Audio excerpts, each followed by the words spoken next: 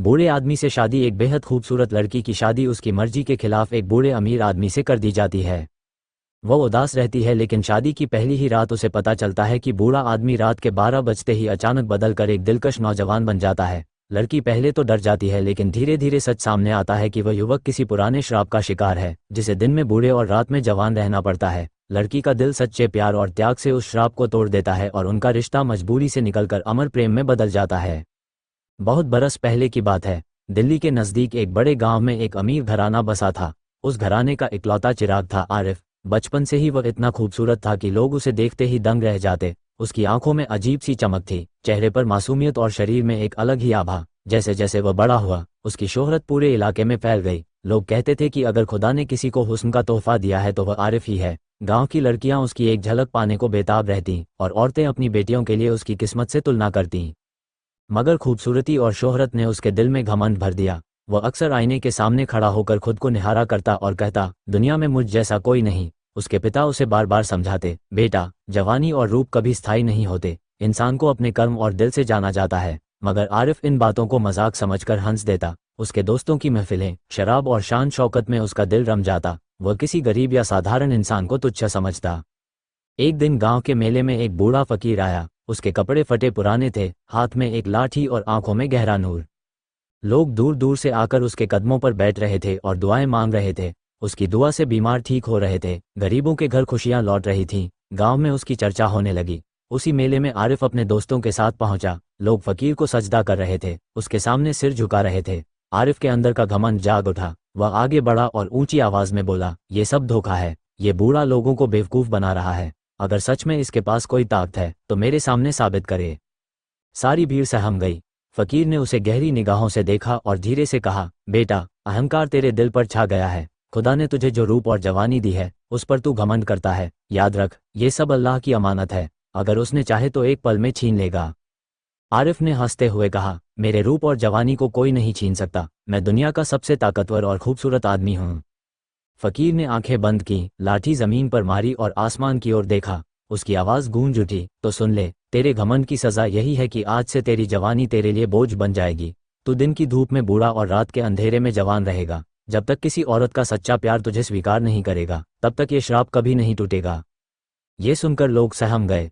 आरिफ हंसी उड़ाता हुआ अपने दोस्तों संग चला गया। उसे यह सब मजाक लगा, मगर अगले ही दिन उसकी जिंदगी बदल गई। सुबह जब वह जागा और आईने में देखा तो उसका चेहरा झुर्रियों से भरा था, बाल सफ़ेद और आंखों के नीचे थकान की लकीरें। उसका जवान शरीर कमजोर और झुका हुआ हो गया था। वह चीखने लगा। घर के लोग दौड़े। माँ ने उसे देखकर चीख मारी। पिता का चेहरा पत्थर सा हो गया।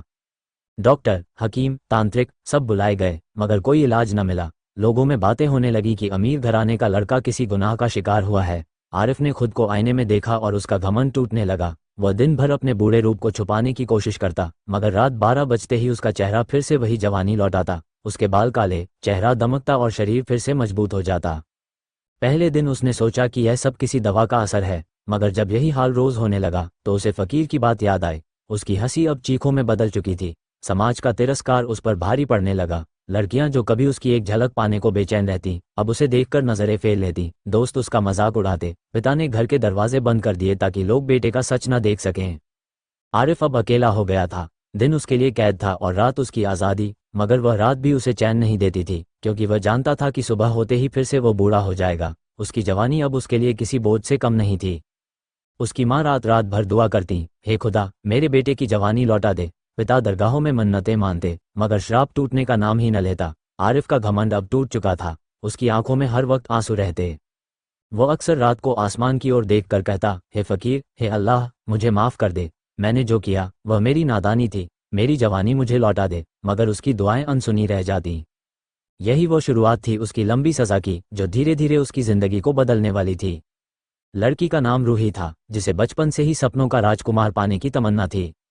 उसके मन में हमेशा यही ख्वाब पलता था कि उसका पति जवान, खूबसूरत और दिल का सच्चा हो। मगर किस्मत ने उसके लिए एक ऐसा मोड़ रखा था जिसकी उसने कभी कल्पना भी नहीं की थी। उसके पिता ने उसके सामने कोई राय न पूछते हुए उसकी शादी एक बूढ़े आदमी इमाम साहब से कर दी।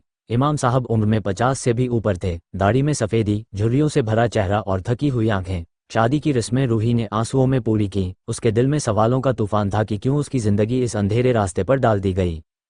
शादी की पहली रात रूही दिल भारी करके कमरे में गई। कमरा फूलों से सजा था, मगर उसका दिल इस साज सज्जा से दूर था। वो खुद को कैद पंछी समझ रही थी। बूढ़े इमाम साहब कमरे में आए, मगर उन्होंने रूही से कोई जबरदस्ती नहीं की। वह चुपचाप कुर्सी पर बैठ गए। घड़ी की सुइयां धीरे धीरे 12 की ओर बढ़ रही थीं। ठीक जैसे ही घड़ी ने 12 बजाए, अचानक रूही ने कुछ अजीब देखा। इमाम साहब का चेहरा बदलने लगा, झुर्रियां गायब होने लगीं, दाढ़ी की सफ़ेदी काली चमक में बदल गई, झुका हुआ शरीर सीधा और मजबूत हो गया। कुछ ही पल में वहां बूढ़ा आदमी नहीं, बल्कि एक बेहद हैंडसम नौजवान खड़ा था। रूही की आंखें फटी की फटी रह गईं। वह डर के मारे पीछे हट गई और घबराई हुई बोली, तुम कौन हो?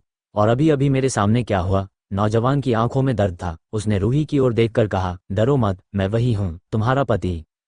रूही हक्की बक्की रह गई।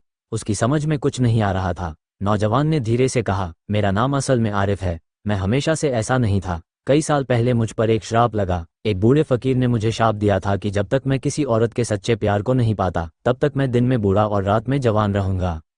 रूही के होठों से शब्द नहीं निकल रहे थे। उसके मन में डर और हैरानी का सैलाब था। वह सोच रही थी कि क्या ये सपना है या हकीकत, मगर आरिफ की आंखों में सच्चाई और दर्द देखकर उसका दिल धीरे धीरे पिघलने लगा। दिन निकलते ही फिर वही बूढ़ा आदमी उसके सामने होता, मगर रात 12 बजते ही वह फिर से वही नौजवान बन जाता। रूही अब उस राज को समझने लगी थी। शुरू शुरू में वह दूरी बनाए रखती, मगर धीरे धीरे उसके दिल में आरिफ के लिए मोहब्बत पनपने लगी, क्योंकि उस नौजवान की बातों में अपनापन था, उसकी आंखों में सच्चाई थी और उसके स्पर्श में मजबूरी नहीं बल्कि सम्मान था। लेकिन ये कहानी इतनी आसान नहीं थी। गांव और समाज को ये रहस्य पता नहीं चलना चाहिए था, वरना लोग उसे पागल कहकर उसकी हंसी उड़ाते। रूही ने तय किया कि वह आरिफ का राज दुनिया से छुपाएगी और उसके साथ खड़ी रहेगी। धीरे धीरे दोनों के बीच एक ऐसा रिश्ता बनने लगा जो मजबूरी से नहीं बल्कि सच्चे प्यार से बंधा था। आरिफ ने रूही को अपना अतीत सुनाया। उसने बताया कि कैसे कई साल पहले वह एक बहुत अमीर और घमंडी नौजवान था। उसके घमंड ने एक फकीर का अपमान किया था। फकीर ने उसे श्राप दिया, तेरी जवानी तेरे लिए बोझ बन जाएगी, तू दिन में बूढ़ा और रात में जवान होगा, और जब तक किसी का सच्चा प्यार तुझसे जुड़कर इस श्राप को नहीं तोड़ेगा, तू यूं ही जीते जी मौत झेलेगा। रूही की आंखों से आंसू बह निकले। उसे महसूस हुआ कि यह इंसान सचमुच दर्द और सजा झेल रहा है। उस रात रूही ने पहली बार अपने पति के हाथों को थामा और कहा, मैं तुम्हें अकेला नहीं छोड़ूंगी। अगर मेरा प्यार सच्चा है तो ये श्राप एक दिन जरूर टूटेगा। उस दिन से उनकी जिंदगी बदलने लगी। रूही ने दिन के बूढ़े रूप में भी आरिफ की इज्जत की, उसकी सेवा की और रात के नौजवान रूप में उससे दिल से प्यार किया। धीरे धीरे उस प्यार में ऐसी ताकत आई कि आरिफ के दिल में उम्मीद फिर से जागने लगी। मगर श्राप तोड़ना आसान नहीं था। फकीर ने यह भी कहा था कि सच्चे प्यार की सबसे बड़ी परीक्षा होगी, औरत को तय करना होगा कि वह बूढ़े रूप से भी उसी तरह प्यार करती है या नहीं जैसे जवान रूप से, और यही असली इम्तिहान था। रूही अब दो रास्तों के बीच खड़ी थी। एक तरफ वह नौजवान जिससे उसका दिल लग चुका था, और दूसरी तरफ वही बूढ़ा जिसे समाज उसका पति मानता था। अगर उसने बूढ़े रूप को भी अपना लिया तो श्राप टूट सकता था, मगर अगर उसके दिल में तनिक भी झिझक रह गई तो ये श्राप और भी गहरा हो जाएगा।